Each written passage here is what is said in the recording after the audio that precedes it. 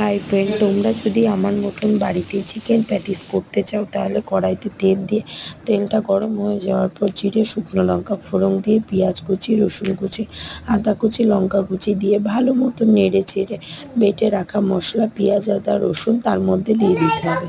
এরপর কুচি করে রাখা মাংসটাকে দিয়ে ভালো মতো মিশিয়ে নিয়ে সবার লাস্টে সিদ্ধ করে রাখা আলুটাকে দিয়ে ভালো মতো মিশিয়ে নিয়ে সবার শেষে গরম মশলা বাটা দিয়ে নামিয়ে ফেলতে হবে। এবার ময়দাটাকে সামান্য লবণ চিনি তেল দিয়ে মেখে নিন, মেখে নিয়ে গোল গোল করে লাচ্ছি করে নিন। তারপরে যে পুরটা বানিয়ে রেখেছেন সেই পুরটা দিয়ে ময়দার উপরে দিয়ে পেঁচিয়ে দিয়ে ছুরির সাহায্যে আলতো হাতে কেটে দিন এবং সাদা তেল দিন। কড়াইতে তেলটা গরম হয়ে যাওয়ার পর আলতো করে ওই চিকেন প্যাটিসটা ছেড়ে দিন। প্যাটিসটা ছেড়ে দেওয়ার পর আস্তে আঁচে ভেজে নিলেই তৈরি হয়ে যাবে আমাদের চিকেন প্যাটিস।